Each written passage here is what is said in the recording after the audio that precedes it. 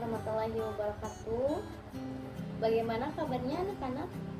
Alhamdulillah semuanya sehat ya. Oke, baik. Sebelum kita memasuki pembelajaran, kita diawali doa terlebih dahulu ya. Untuk KM dipersilakan untuk memimpin doa.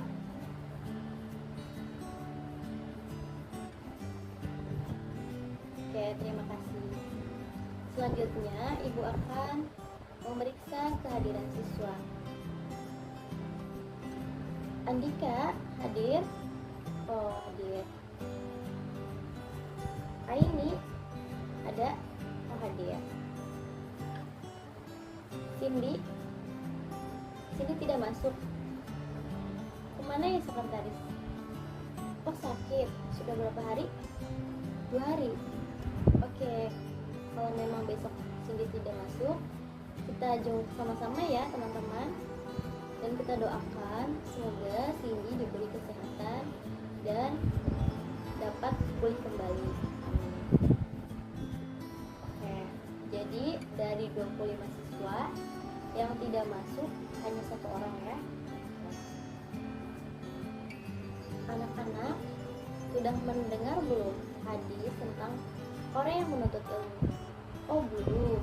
Oke, Ibu bacakan ya. Artinya, siapa yang menempuh jalan untuk mencari ilmu, maka Allah akan mudahkan baginya jalan menuju surga.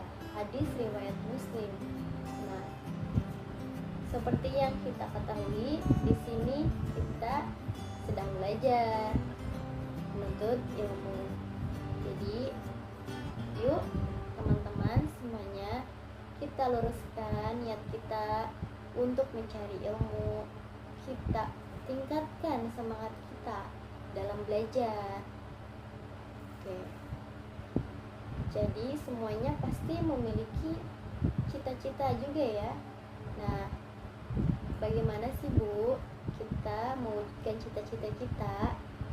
Tentunya diawali dengan belajar dan menuntut ilmu. Tidak ada orang yang sukses tanpa belajar. Baik. Jadi kita harus tetap semangat ya. Nah, sebelum memasuki materi, Ibu akan membacakan kompetensi inti dan kompetensi dasar. Kompetensi inti memahami dan menerapkan pengetahuan faktual, konseptual, prosedural, dan metakognitif pada tingkat teknis dan spesifik sederhana berdasarkan rasa ingin tahunya tentang ilmu pengetahuan, teknologi, seni, budaya dengan wawasan kemanusiaan dan kebangsaan, kewarganegaraan terkait fenomena dan kejadian. Kompetensi dasar 3.11 mengidentifikasi informasi pada teks ulasan tentang kualitas karya, film, cerpen, puisi, novel, karya seni daerah yang dibaca atau diperdengarkan. Nah, sebelumnya di sini apakah ada yang tahu apa itu teks ulasan? Apa? Berisi resensi. Oke, benar. Penilaian terhadap suatu karya. Iya, betul. Ada lagi? Oh, review. Oke, betul. Oke, jadi Ibu jelaskan, teks ulasan itu adalah teks yang berisi suatu penilaian atau review terhadap suatu karya seperti film, drama, atau sebuah buku. Nah, teks ulasan tersebut juga bisa disebut dengan resensi. Ketika mengulas suatu karya, mengulas harus memiliki sikap yang kritis agar hasil ulasannya dapat memberikan kontribusi bagi kemajuan karya tersebut ya. Oke, teman-teman, boleh silahkan dicatat ya di bukunya masing-masing. Selanjutnya, jenis-jenis teks ulasan. Ada yang tahu? Ada berapa jenis-jenisnya? Oh, belum tahu. Oke. Jadi, jenis-jenis teks ulasan ini terdapat 3 jenis. Di antaranya yang pertama, siapa? Ayo. Andika? Oh, tidak tahu. Oke. Jadi, yang pertama itu jenisnya teks ulasan informatif. Apa sih teks ulasan jenis ini tuh, Ibu? Oke, jadi teks ulasan informatif ini isinya singkat, padat, dan umum pada suatu karya.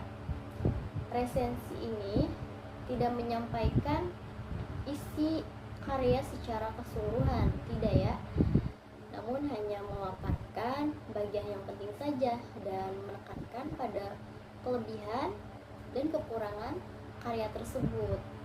Oke, sudah paham ya di sini? Selanjutnya teks ulasan yang kedua, teks ulasan deskriptif. Apa itu teks ulasan deskriptif? Oke, teks ulasan deskriptif ini berisi gambaran detail pada tiap bagian suatu karya. Nah, kalau yang pertama itu sifatnya informatif, secara singkat, padat, ringkas, dan tidak menyeluruh kepada suatu karya. Tetapi kalau teks ulasan deskriptif ini berisi gambaran detail pada bagian suatu karya. Teks ulasan ini biasanya dilakukan pada suatu karya fiksi untuk mendapatkan gambaran jelas tentang manfaat, informasi, dan kekuatan argumentatif yang dituangkan penulis pada sebuah karya. Oke. Yang ketiga, apa sih Bu jenisnya? Yang ketiga yaitu teks ulasan kritis. Nah, teks ulasan kritis ini berisi ulasan suatu karya terperinci dengan mengacu kepada metode atau pendekatan ilmu pengetahuan tertentu. Teks ulasan ini ditulis secara objektif dari penulis berdasarkan pandangan subjektif dari penulis resensi. Misalkan ketika kita akan mengulas sebuah buku, maka kita menggunakan sebuah metode. Contohnya, resensi terhadap novel dengan menggunakan pendekatan sosiologi. Nah, ini adalah teks ulasan kritis.